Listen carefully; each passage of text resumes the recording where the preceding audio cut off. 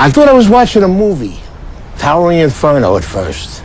And then I looked real close, and I noticed it was the World Trade Center. I was compelled, because I'm a type of person that can't stand by and watch other people suffer. And to me, they were suffering. They wanted to get off the island. And there was no way for them to get off the island other than the water. And I had noticed when I was watching the television, I saw a lot of, the ferries going up into the slips and taking people off.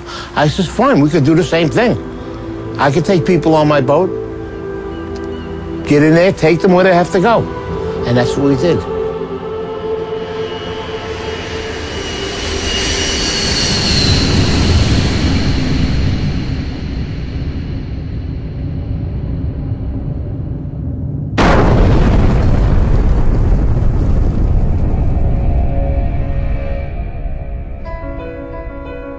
On the morning of September 11th, when the towers came down, millions of people ran for safety.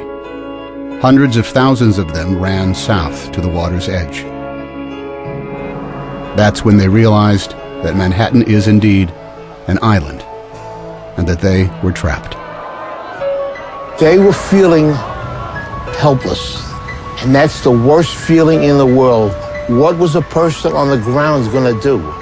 Buildings were down. There were people laying under the rubble of the building. Firemen, civilians. My wife was there, and I turned around. I says, I've got to go do something. Just like that. And she looked at me. She says, what are you going to do, you maniac? I says, I'm going to take the amberjack up into the city and help. She says, but what if they're attacked again?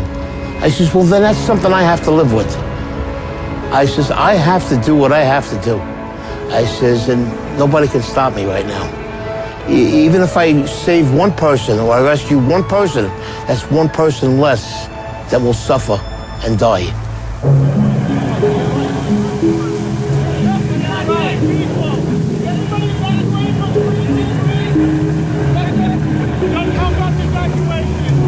They were trying to evacuate Manhattan because nobody knew what was going on.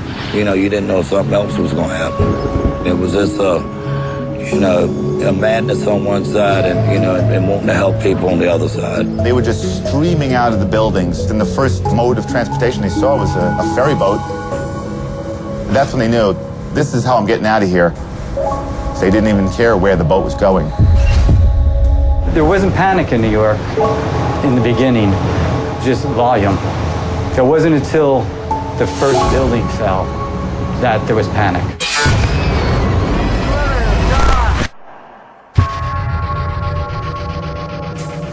You heard the building go down, but we're in the slip, so we can't see it. That's when we started letting go, and then all of a sudden, engulfed. You couldn't see anything. People were actually jumping into the river and swimming out of Manhattan. Boats were very nearly running them over. Wait. These people wanted out of Manhattan no matter any way they could. Somebody wants you to go over there. Every mode of transportation out of Manhattan was shut down. All the subways were shut. The tunnels were all closed. They closed the bridges. They closed everything immediately. Boats, usually an afterthought in most New Yorkers' minds, were for the first time in over a century the only way in or out of Lower Manhattan. Start evacuating people. Anybody can get over here. We're going to evacuate them. The process actually had already started. There were some boats that were grabbing people. That people were lined up at the walls. On the left. It's just human nature. You see people in distress on the seawall in Manhattan begging you to pick them up. You have to pick them up. They didn't know what was going on. They seen the building getting hit with these two planes. As far as they was concerned, we was being bombed. I was wondering if they were going to come on the boat, if they had people with bombs, or if they were going to come on. We're a big orange target in the middle of that harbor. My job is to keep the boat safe, my passengers safe, my crew safe. Everybody was in shock, running around. They didn't want to leave their families. They had loved ones running around the city. Everybody has a baby! Nobody has it! There was one guy ran from the apron and jumped onto the boat. He grabbed onto the metal, climbed up right next to the pilot. So I'm going out there to say something. He slides down to the next deck. So the deckhands get him and go, what are you doing? He goes, I'm jumping for my life. So, you couldn't argue with him there.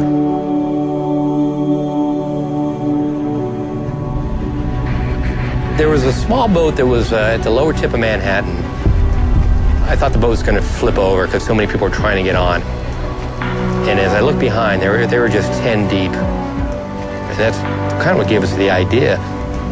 We decided that this has to get better organized and we better do it, and that's what we did. So we decided to make the call on the radio. All available boats. This is the United States Coast Guard aboard the pilot boat in New York. Anyone want to help with the evacuation of Lower Manhattan, report to Governor's Island. When that call came on the radio, they were coming. I was uncertain of who was going to respond. About 15, 20 minutes later, there are just boats all across the horizon. Literally 100 targets converging on the lower part of Manhattan. When we came out of that dust cloud, tugboats, I'd never seen so many tugboats all at once. There was just like a fleet of tugboats headed to Manhattan. If it floated and it could get there, it got there. All different size, shapes, and forms. And they were zooming across this water. Ferries, private boats, party boats. I worked on the water for 28 years. I've never seen that many boats come together at one time that fast. One radio call and it just came together just that fast.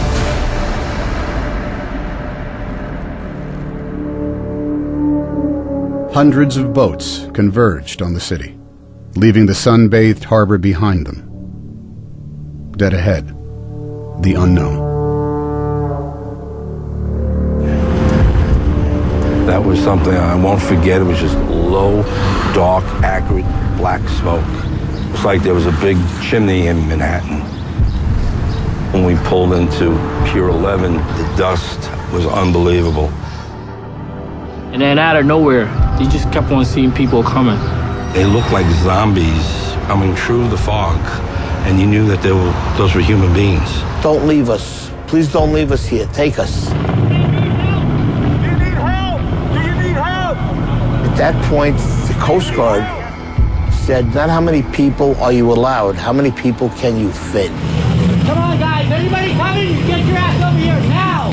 Now.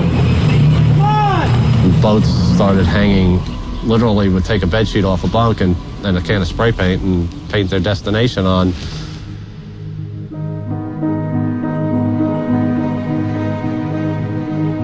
Some of these people never been in the water, never been on a boat before.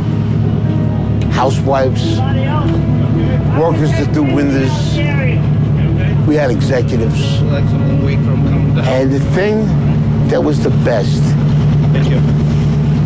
everyone helped everyone. I want you to hold my hand. Come on board. Get inside. One at a time. Get inside. I saw 4 businessmen lifting up an old woman with a seeing eye dog, a German Shepherd, and they lifted her up like a surfboard and passed her over the handrails.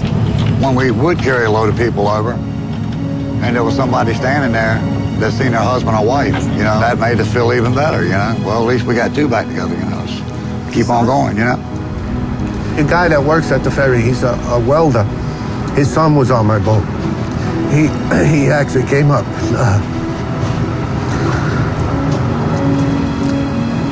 He thanked me. We went back and forth all day long, carrying boatloads, as many as our boat would hold. And it was a lot of people. A lot of people. You couldn't have planned nothing to happen that fast, that quick. No training. This was just people doing what they had to do that day. You forget all about what you're supposed to do, what they teach you in school, and you say, you know what? Morally, this is the right way to go, and deep down, this is what I'm gonna do. Average people, they stepped up, and when they needed to, they showed me, when the American people need to come together and pull together, they will do it. I do feel a way honored that I was a part of it. It was the greatest thing I ever did with my life. The greatest day that I've ever seen in all my boating. My life on the water. The Great Boat Lift of 9/11 became the largest sea evacuation in history. larger than the evacuation of Dunkirk in World War II, where 339,000 British and French soldiers were rescued over the course of 9 days. On 9/11, nearly 500,000 civilians were rescued from Manhattan by boat. It took less than 9 hours.